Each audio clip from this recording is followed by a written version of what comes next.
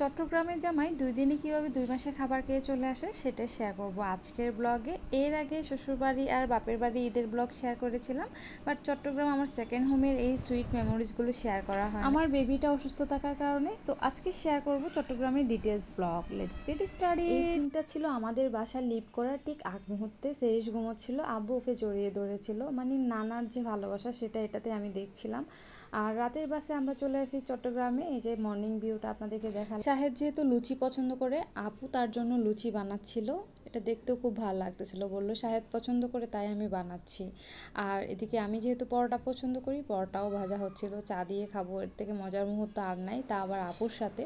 তো আপু এখানে চিকেন স্যুপ রেখেছে, মুগ ডাল রেখেছে, তারপর দিয়েছে একটু সুজি রান্না করেছিল ওর জন্য, পরোটা ছিল, লুচি ছিল আর ডিম পোস্ট, সাথে চাও ছিল। এটাই ছিল আমাদের ব্রেকফাস্ট। এত ভালো লেগেছে আপুর সাথে অনেক দিন পরে খাইতে। এরপর আপু একটা ডেজার্ট বানাচ্ছিল, সেটারই কিছু ক্লিপ শেয়ার করছি, কিন্তু পুরোটা রেসিপি আমি ভিডিও করেছি, খুব সুন আমার পেজে ব্লগ শেয়ার করবো ইনশাল্লাহ। তো এটা ছিল ক্রিমি কাস্টার্ড, খুবই মজা ছিল। এরপর আমাদের নাস্তা ছিল এটা দই আর স্কোয়াশের ম্যাঙ্গো ফ্লেভারের জুস, যেটা ভাইয়া থাইল্যান্ড থেকে নিয়ে আসছে। এটা অনেক মজা ছিল, আইস দিয়েছে, এতেই অনেক বেশি ভালো লাগতেছিল। দেন গরু মাংস রান্না হচ্ছিল। এরপর সোহাইফার সেহরিশ গোসল করে নিয়েছিল, মাথায় টুপিটা লাগিয়েছে, অনেক সুন্দর লাগছিল, তাই আমি তাদেরকে একটু ভিডিও করে দিচ্ছিলাম। তারপর চলে আসছি আমার আন্টির বাসায়, আমার 3 নাম্বার চাচির বাসায়। কলিজা বোনা, রোস্ট, চিংড়ি একদম রান্না করতে গিয়ে ভিডিও নিচ্ছিলাম। এরপর আপু এটা সাজিয়ে দিচ্ছিল টেবিলে, আর কারি সেটটাও মাথা নষ্ট হয়ে যাচ্ছিল, আমার এত সুন্দর লাগতেছিল।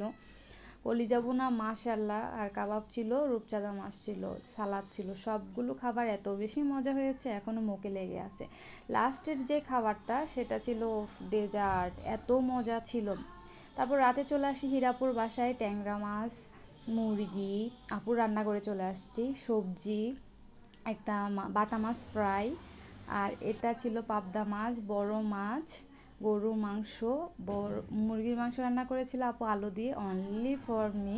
অনেক মজা ছিল। 2 রকমের চিংড়ি ছিল, একটা চিংড়ি ভুনা ছিল, একটা চট্টগ্রামের ভাষায় যেটাকে বলে কুলাজা, ছোট চিংড়িকে করেছে, অনেক মজা হয়েছে। ডালও রেখেছিল। এটা ছিল ফ্রুটস, চিনির পানিতে মিক্স করে রেখে দিয়েছিল যেন কালো হয়ে না যায়। আপু যে কাস্টার্ডটা বানিয়েছিল এটাতে ফ্রুট মিক্স করে দিলেই কাজ শেষ, এটা রেডি টু ইট। অ্যান্ড সবগুলারই একটা ক্লিপস নিয়ে নিচ্ছিলাম। এইবার আপু খাবার সার্ভ করেছে অ্যালুমিনিয়ামের কারি সেটে। এর আগে ডিসেম্বরে যখন আম্মুর সাথে এসেছিলাম তখন সার্ভ করেছিল মাটির কারি সেটে, বোথ অনেক বেশি সুন্দর। তো শাহেদ আপুকে রিকোয়েস্ট করেছিল আপু খাবার যেন একটু কম হয়, তাই এখানে কম খাবারই ছিল 15টা আইটেম, আর ডেজার্ট তো ছিলই। যদি বেশি খাবার হতো নিশ্চয়ই 20টা পার হয়ে যেত, কারণ চট্টগ্রামের হসপিটালিটি। আমার মেয়ে খালাম্মি আর মামাদের সাথে অনেক মজা করছিল। ভাইয়া শাহেদকে খাবার নিয়ে দিচ্ছিল, বাট সে খেতে পারছিল না। যেটা বলছিলাম 2 মাসের খাবার 2 দিনে খাওয়া, তো আজকে সকাল টু রাত পর্যন্ত এত খাবার খেয়েছে, সে বলেছিল যে 1 মাসের খাবার নাকি সে একদিনে খেয়ে ফেলেছিল। তো বাকি 1 মাসের মানে বাকি দিনের খাবার শেয়ার করব কালকের ব্লগে। তো চলে আসি ডেজার্টে। এই ডেজার্টটা অনেক বেশি মজার, আমি এই গ্লাসটাতে নিয়ে খাচ্ছিলাম, ছোট্ট গ্লাসে, ডেজার্ট গ্লাস এটা আর কি, খুবই ভালো লেগেছিল। আপু আরেকটা ডেজার্ট করেছিল, সেটা হচ্ছে পেঁপের। এদের ভালোবাসা কখনো আসলে ভোলার মতো নাই। আপু thanks a lot, aunty thanks a lot. তো সবাই ভালো থাকবেন, আজকে এই পর্যন্ত, আল্লাহ হাফেজ।